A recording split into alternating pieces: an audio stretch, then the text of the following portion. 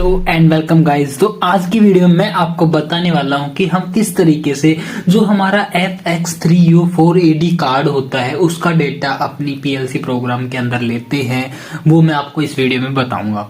और मैं साथ ही आपको बताऊंगा कि आपको वायरिंग के कनेक्शन किस तरीके से करने हैं FX3U कार्ड पर, आपको करंट के कनेक्शन कैसे करने हैं, वोल्टेज के कनेक्शन कैसे करने हैं, और आपका बफर मेमोरी क्या होती है, आपका डेटा कैसे आएगा, हर एक चीज को मैं आपको खोल खोल करके इस वीडियो में समझाने वाला हूं। तो आपसे मेरी वीडियो को स्टार्ट करने से पहले एक रिक्वेस्ट है कि आपको वीडियो को एंड तक देखना है। अगर आप वीडियो को एंड तक देखते तो आपको वीडियो कंप्लीटली समझ में आएगी, और साथ ही जो आपका डाउट होगा एनालॉग के डेटा को लेकर के वो आपका इस वीडियो में क्लियर कर दूंगा मैं। ठीक है, तो अब हम आपका ज्यादा टाइम नहीं लेंगे, अब वीडियो की तरफ चलते हैं। तो देखिए, सबसे पहले जो हमारा FX3U4AD का कार्ड होता है वो कुछ इस तरीके से दिखाई देता है। ठीक है, अब सबसे पहले हम इसको पावर ऑन करने के लिए हमने इसमें एक 24 volt and 24 volt minus positive and 0 volt होती है, हमें वहां पर इसमें तो इसको पावर ऑन करने के लिए पावर दे देनी है। ठीक है, इससे क्या होगा, हमारा सर्किट एक्टिवेट हो जाएगा। ठीक है, अब देखिए यहाँ पर सर्किट में भी यही बता रखा है, ये आपका PLC है और ये आपका वो कार्ड है। अब देखिए 24 पॉजिटिव एंड 24 नेगेटिव से हमने इसको सप्लाई दे दी है। ठीक है, अब मैं आपको इसके थोड़ी कनेक्शन बता देता हूं, जो भी हम वोल्टेज एंड करंट की कनेक्शन करेंगे, क्योंकि हम ज़्यादा वीडियो को लंबा नहीं लेके जाएंगे। ठीक है, अब देखिए ये अपनी एक्सटर्नल पावर सप्लाई है जो हम बाहर से देते हैं 24 वोल्ट, हमने इसको 24 पॉजिटिव पे 24 नेगेटिव पे 0 वोल्ट हमने यहाँ से दे दिया। अर्थिंग पे मैंने अर्थिंग कनेक्ट कर दी है। अब हमारे पास दो टाइप्स के हमारे सिलेक्शन होते हैं, एक करंट टाइप्स होता है, एक वोल्टेज टाइप्स होता है। तो हमें वोल्टेज टाइप के कनेक्शन किस तरीके से करने, करंट टाइप के किस तरीके से करने, देखिए पहले आप समझिए इन चीज़ों को। अब देखिए यहाँ पर अब सबसे पहले हम करंट टाइप की बात करते हैं। अब देखिए हमने क्या किया, हमारे पास एक वायर है, हमारा जो कंट्रोलर से एक वायर आ रहा है, हमने उसको क्या किया, B पॉजिटिव पे कनेक्ट कर दिया। अब B पॉजिटिव से हमें उसे उठा करके हमें क्या करना है, I पॉजिटिव पे कनेक्ट कर देना है। अब देखिए जब हमने इन दोनों को कनेक्ट किया, हमने इन दोनों को यहाँ पर कनेक्शन कर दिया है, क्योंकि हमारे करंट टाइप है तो हमने करंट आई मतलब हमारा करंट होता है, V मतलब वोल्टेज होता है। हमने दोनों पे से कनेक्शन कर दिए हैं। अब देखिए इंटरनली देखिए, आप इंटरनली देखिए एक दूसरे से नेगेटिव से शॉर्ट हो रहा है, यहाँ से करंट शॉर्ट हो रहा है और यहाँ से ये आपका ये वोल्टेज शॉर्ट हो रहा है, यानी कि ये सर्किट एक्टिवेट यहाँ से हो जाएगा।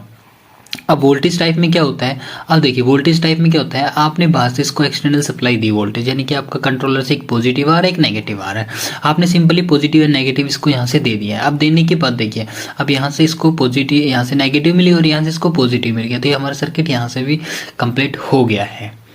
ठीक है, अब ये तो हो गया हमारा वायरिंग की बात। अब मैं आपको बताता हूँ कि प्रोग्राम में आपको किस तरीके से इसको करना है। ठीक है, तो सबसे पहले अब आपको एक चीज में समझा देता हूं। सबसे पहले हमें अपना GXWorks2 जो हमारा सॉफ्टवेयर होता है मित्सुबिशी की PLC का, जिसमें हमारे FX3U PLC होती है, FX2 एंड FX3G, जिसके लिए हम इस कार्ड को यूज करते हैं, वो हम उसकी सेटिंग करेंगे। तो मैं यहाँ पर अपनी PLC सेलेक्ट कर लेता हूँ, FX सीरीज है हमारी, FX3U पे हम करेंगे इसको। ठीक है, तो उसके लिए आपको क्या लिखना होता है लॉजिक के अंदर, देखिए सबसे पहले आप क्या लिखना है, आपको लिखना है M8000। मैं आपको यहाँ पर लिख के दिखाता हूँ, M8000 हमारी M8002 ये हमारी फर्स्ट साइकिल की एक बिट होती है। ठीक है, अब मैंने यहाँ पर इसको लिख दिया।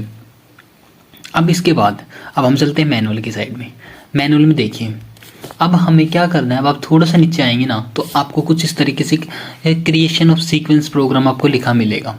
अब मैंने जैसे कि इनिशियल पल्स है, मैं M8002 को मैंने वहाँ पर लगा दिया है। अब देखिए यहाँ पर लिखा है मूव PH, H के बाद इन्होंने क्या किया है, स्टार स्टार बना दिए और फिर आपका लिखा है ये वाला एक रजिस्टर। अब इसका मतलब क्या होता है, मतलब हमारा है मेन समझना। ठीक है, अब मैं आपको बताता हूँ। देखिए सबसे पहले मैंने क्या मूव किया, यहाँ से मूव पल्स भी कर सकते हो, ओनली मूव भी कर सकते हो। ठीक है, अब जैसे मैंने मूव पी किया, अब मैं लिखता हूँ यहाँ पर, देखिए अब मैंने क्या करना है, मैंने यहाँ पर प्रोग्राम में लिखना है मूव करने के बाद आपको लिखना है H करने के बाद अब आपको यहाँ पर क्या बताना होता है, आपको यहाँ पर बताना होता है अपना कि आपका जो एक्सटर्नल डिवाइस है वो किस टाइप के, वोल्टेज टाइप है, करंट टाइप है। या कितने उसके पे आपकी क्या 4 to 20 मिली वोल्ट है या 0 to 10 वोल्ट है, 0 to 5 वोल्ट है, वो आपको कहाँ से पता चलेगा? वो आपको यहाँ से पता चलेगा। देखिए जैसे H1 है, H है, H में जो आपका सबसे पहले होगा वो होगा आपका चैनल 4। आपके चैनल 4 पे क्या लगा है? सपोज दैट मेरे चैनल 4 पे 0 वोल्ट लगा है, तो मेरे यहाँ पर हो गया 0। अगर मेरा चैनल 4 पर करंट टाइप लगा है 4 मिली एम्पियर से 20 मिली एम्पियर, तो मेरा ये हो जाएगा 5 नंबर। और करंट इनपुट मोड है 20 वाला, तो हमारे पास ये हो जाएगा 6 नंबर। ठीक है, तो मैं सबसे पहले क्या लूंगा, मैं यहाँ से ले लेता हूँ H6300। मैंने क्या किया, अब देखिए आप समझना इस चीज़ को। मैंने क्या किया, यानी कि 6 लिया, करंट सबसे हमारा पहले क्या हो गया, करंट टाइप हो गया। 3 मेरा दूसरा मेरा 4 to 20 मिली एम्पियर हो गया, एंड थर्ड मेरा वोल्टेज टाइप हो गया 0 to ये देखिए -10 to +10 वोल्ट तक का। ठीक है, अब ये हम हो गए एनालॉग इनपुट की रेंज, जो हमने बाहर से जो हमारी इनपुट आ रही है। ठीक है, अब मैं वापिस से चलता हूँ अपने यहाँ पर। अब आपको क्या लिखना है, आपको यहाँ पर लिखना है U0। ठीक है, U0, U का मतलब क्या है? अब एक और चीज समझना है आपको। देखिए अब हम नीचे चलते हैं वापिस से। देखिए U आपके बाद है सेकंड नंबर पे, इसमें यहाँ पर क्या है, एक रेक्टेंगल सा बन रहा है। अब इसका मतलब क्या है, इसका मतलब है यूनिट नंबर। यूनिट नंबर आपके कितने लगे हैं, आपके कितना एनालॉग कार्ड लगा है। सबसे पहले अगर आपका एनालॉग कार्ड लगा है तो आपका हो गया यूनिट फर्स्ट। यूनिट फर्स्ट हो गया तो आपको यहाँ पर 0 डालना है। अगर आपका एक और कार्ड लगा, आप सेकंड कार्ड करेक्ट ले रहे हो, तो आपको U1 डालना है। तो आप 0 का ले रहे हैं, हमने क्या किया, 0 डाल दिया। अब क्या G0 का मतलब क्या होता है? G0 का मतलब होता है कि हमारे बफर, जो हमारा बफर डेटा होता है ना, वो हमें भेजना होता है इसमें, कि आप कितना भेज रहे हो इसमें, तो हमें राइट करना होता है। ठीक है, तो बफर में U0 का मतलब होता है डिफॉल्ट होता है H00, कि हम सभी में 0 डाल रहे हैं। देखो आप, वो मैं आपको बताऊंगा। तो सबसे पहले हम यहाँ पर लिखेंगे कुछ इस तरीके से G0। ठीक है, अब मैंने क्या किया, अब मैंने आपसे इसका एंटर कर दिया है। ठीक है, ये हमने इसको दे दिया है। एंड देन सेम हम क्या करेंगे, हमारी पावर आई, जैसे हमारी पावर ऑन होगी हम एक टाइमर चला लेते हैं T0 का K50 के साथ, जैसा कि हमारे लॉजिक में लिखा हुआ है। ठीक है, यहाँ पर देखिए लिखा हुआ है। अब T0 के ऑन होते ही, अब देखिए T0 जैसे ही हमारा ऑन होगा तो हम क्या करेंगे, ब्लॉक मूव कराएंगे, ब्लॉक में मूव कराएंगे।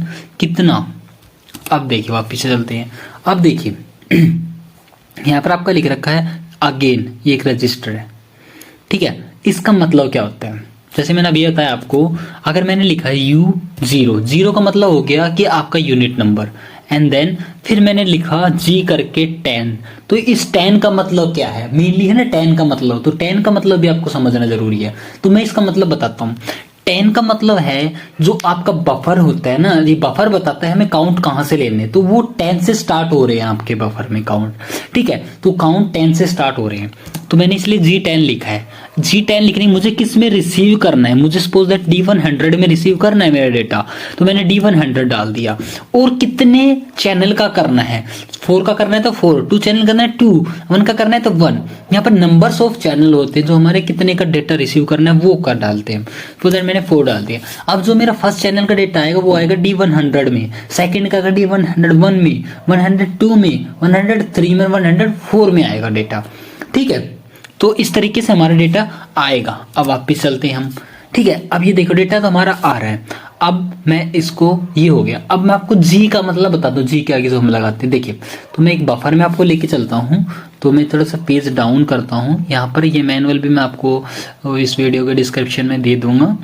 ठीक है, तो ये देखिए 0 का मतलब होता है इनपुट मोड सेटिंग, चैनल 1 से लेकर के 4 तक की हमने डिलीवर कर दिया इनिशियल वैल्यू H000।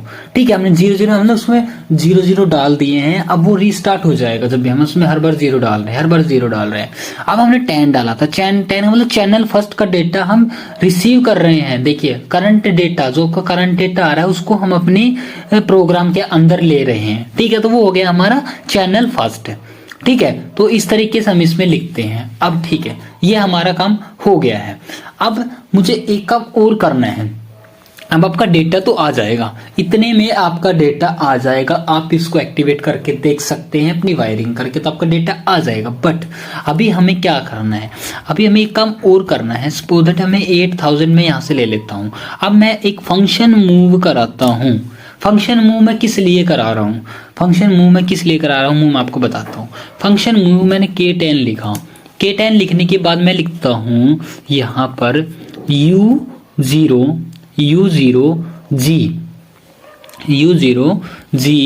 अब हम वापस से चलते हैं U0G।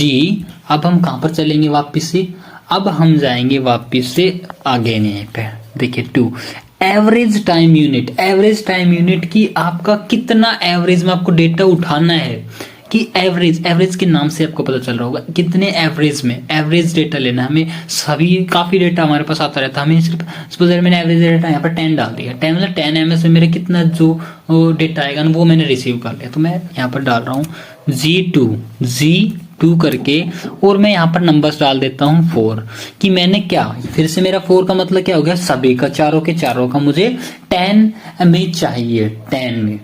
ठीक है, मैं 100 भी डाल सकता, 100 एमएस भी डाल सकता। इसका मतलब हो गया कि जैसे हम FX5U में नीचे हमारा एवरेज टाइम होता है 10 की, आपका जो वो हर 100 मिली सेकेंड 10 मिली सेकेंड में आने वाला जो एवरेज डेटा हो, जो एवरेज जो फालतू का डेटा ना, वो हम रिसीव करेंगे।